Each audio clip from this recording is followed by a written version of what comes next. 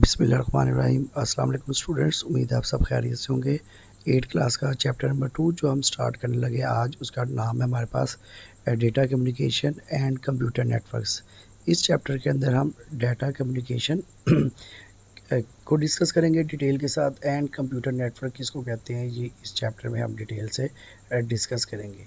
और फर्स्ट हम इसकी डेफिनेशन पे चलते हैं। फर्स्ट डेफिनेशन हमारे पास इसकी यही है डेटा कम्युनिकेशन, कि डेटा कम्युनिकेशन कहते किसको हैं। कम्युनिकेशन का मतलब होता है बातचीत करना।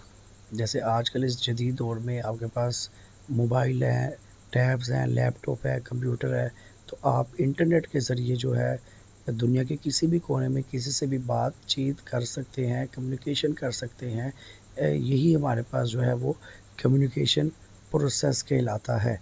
डेटा कम्युनिकेशन क्या है कि आप डाटा भी शेयर कर सकते हैं। आज के इस इंटरनेट के दौर में डाटा आपके पास क्या हो सकता है, फॉर एग्ज़ाम्पल आपकी इमेजेस हो सकती हैं, आपकी वीडियोस हो सकती हैं, किसी का नंबर हो सकता है, कोई लोकेशन हो सकती है। ये तमाम चीज़ें हमारे पास जो है वो क्या कहलाती हैं, डाटा कहलाती हैं। और कम्युनिकेशन का मतलब है बातचीत करना, यानी कि आप अपनी तस्वीरें अपने फ्रेंड्स को भेजते हैं, कज़न्स को भेजते हैं, उनके साथ शेयर करते हैं, किसी इवेंट को शेयर करते हैं।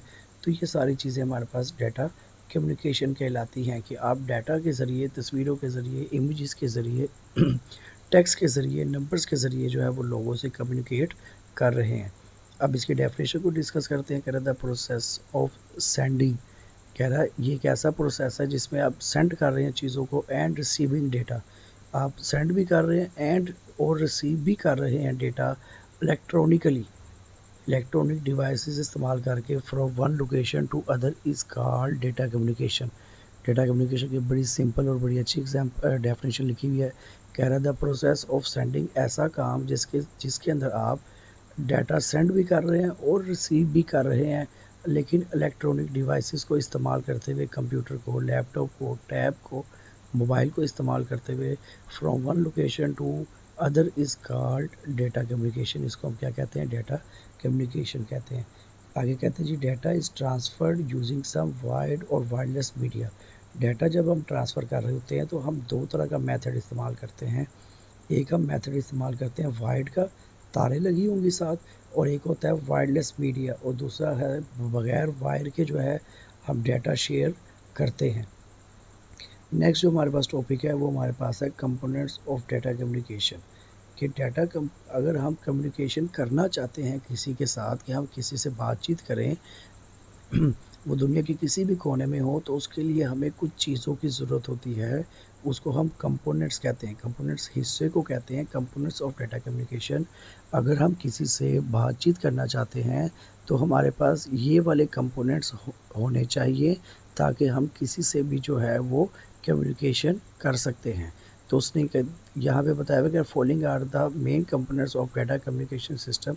तो हमारे पास यहाँ पे कुछ मेन उसके कंपोनेंट्स के बारे में उसने बताया हुआ है, और वो पहला हमारे पास है मैसेज, दूसरा हमारे पास है ट्रांसमिशन मैसेज है, दूसरा हमारे पास सेंडर है, तीसरा हमारे पास रिसीवर है, चौथा हमारे पास है ट्रांसमिशन मीडिया, और नंबर 5 पे हमारे पास आता है इनकोडर एंड डिकोडर।